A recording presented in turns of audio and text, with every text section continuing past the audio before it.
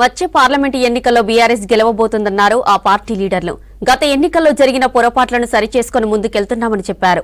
10 ఏళ్లలో రాష్ట్రాన్ని నెంబర్ 1 స్థానంలో నిలిపామన్నారు. కాంగ్రెస్ అధికారంలోకి వచ్చిన 50 రోజుల్లోనే సీఎం రేవంత్ ఢిల్లీ విదేశీ పర్యటనకే సమయాన్ని కేటాయిస్తున్నారని విమర్శించారు గులాబీ నేతలు. మరో 7-8 స్థానాలు గెలిచి ఉంటే రాష్ట్రంలో హంగ్ ఏర్పడేదన్నారు BRS working president KTR. Hyderabad Telangana Bhavan లో మల్కాజిగిరి పార్లమెంటు నియోజకవర్గంపై సమీక్ష చేశారు. తక్కువ ఓట్ల తేడాతో 14 సీట్లు కోల్పోయామని చెప్పారు. పార్టీ కమిటీలు పూర్తిగా వేయకపోవడం వల్ల నష్టం జరిగిందన్నారు కేటీఆర్. త్వరలోనే రాష్ట్రంలో పులి బయటకొస్తుందన్నారు మాజీ మంత్రి మల్లారెడ్డి. ఇక ఆట మొదలు పెడుతుందని అన్నారు. వచ్చే లోక్సభ ఎన్నికల్లో మల్కాజిగిరి సీటును భారీ మెజారిటీతో గెలిపించుకోవాలని పిలుపునిచ్చారు మల్లారెడ్డి.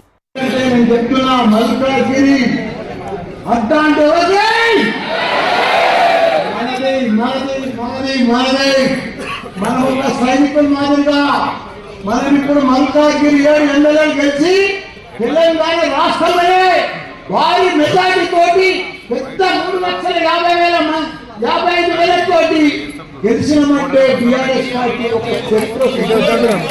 కాంగ్రెస్ బీజేపీ 2 ఒకటే అన్నారు మాజీ మంత్రి హరీష్ రావు. ఆ 2 పార్టీల డ్రామాలు ఎండగట్టి పార్లమెంట్ ఎన్నికల్లో బీఆర్ఎస్ ను గెలిపించేందుకు కార్యకర్తలు ఇప్పటి నుంచే నడుం బిగించాలని పిలుపునిచ్చారు. పార్లమెంట్ ఎన్నికల కోడ్ లోపే కాంగ్రెస్ ఇచ్చిన హామీలు నెరవేర్చాలన్నారు. కార్యకర్తల సూచనలు పరిగణలోకి తీసుకుని పార్టీని బలోపేతం చేస్తామన్నారు హరీష్.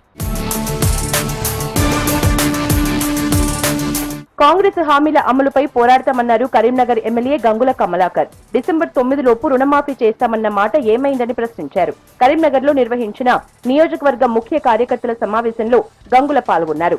రైతు బంధు కోసం రైతులు ఎదురు చూస్తున్నారన్నారు గంగుల. ప్రజలకు ఏమేమి మాటలు చెప్పిండ్రో ఆ మాట ప్రకారం ఓట్లు చేసుకున్నారు కాబట్టి మన కర్తవ్యం ఉన్నది. అన్ని హెడ్ క్వార్టర్లు ఎమ్మెల్యే మీద టీఆర్ఎస్ పార్టీకి కేసీఆర్ కొయ్యాలి కానీ మా ఎమ్మెల్యే గారికి ఇబ్బంది కాగాలి అనే ఉద్దేశంతో కొంతమంది చేయలే క్యాడరు. కానీ ఒకే ఒక్క కరీంనగర్ లో ఒక్క క్యాడర్ మిస్ కాకుండా కరీంనగర్ మొత్తం కూడా కమలాకర్ పనిచేసింది కాబట్టి విజయం వచ్చిందన్నారు. త్వరలోనే కేసీఆర్ కరీంనగర్ షిఫ్ట్ అవుతున్నారన్నారు ప్రణాళిక సంఘం మాజీ ఉపాధ్యక్షుడు వినోద్ కుమార్. ఇకపై కేసీఆర్ కరీంనగర్ లోనే ఉండబోతున్నారని చెప్పారు. కరీంనగర్ అసెంబ్లీ బీఆర్ఎస్ నియోజకవర్గ ముఖ్య కార్యకర్తల సమావేశంలో వినోద్ పాల్గొన్నారు. కరీంనగర్ నగరం లేకపోతే కేసీఆర్ గారికి అంత స్ఫూర్తి రాకపో. ఎప్పుడైతే వారు బాధలున్నా కొంత నిరాశ గురైతే వచ్చేది మన కరీంనగర్ కి వరంగల్ జిల్లాలకు వచ్చి ఉత్తర తెలంగాణ జిల్లాకు వచ్చి తిరిగిపోతే ధైర్యం వస్తుంది నాకని చెప్పి పదే చెప్పేవాడు. ఇంకా నేను కరీంనగర్ కే రావాలి అని చెప్పేసి కూడా ఇవాళ మన తెలంగాణ భవన్ కేసీఆర్ గారి స్వంత ఇంట్లో మహాత్మా జ్యోతిరావు పూలే విగ్రహాన్ని రాష్ట్ర అసెంబ్లీ ప్రాంగణంలో ఏర్పాటు చేయాలన్నారు బీఆర్ఎస్ ఎమ్మెల్సీ కవిత. దీనిపై అసెంబ్లీ స్పీకర్ గడ్డం ప్రసాద్ ను కలిసి విజ్ఞప్తి చేశారు. పూలే విగ్రహ ఏర్పాటు ప్రాముఖ్యతను వివరిస్తూ రాసిన లేఖను స్పీకర్ కు ఇచ్చారు కవిత. బలహీన వర్గాలకు సమాన రాజకీయ ప్రాతినిధ్యం ఉండాలంటే, వారు ముందుకు రావాలంటే, బలహీన వర్గాలకు మరి ఒక సంఘ సంస్కర్తగా ఉండి భారతదేశ వ్యాప్తంగా అనేక ఉద్యమాలు చేసి భారతదేశంలో ఒక అవేర్నెస్ తీసుకొచ్చినటువంటి గొప్ప సంఘ సంస్కర్త జ్యోతిరావు పూలే గారి విగ్రహం అసెంబ్లీ ఆవరణలో ఉండాలనేటటువంటి అంశంతో ఇవాళ భారత్ జాగృతి తరఫున మన స్పీకర్ గారు సభాపతి గారిని కలిసి వినతి పత్రం ఇవ్వడం జరిగింది.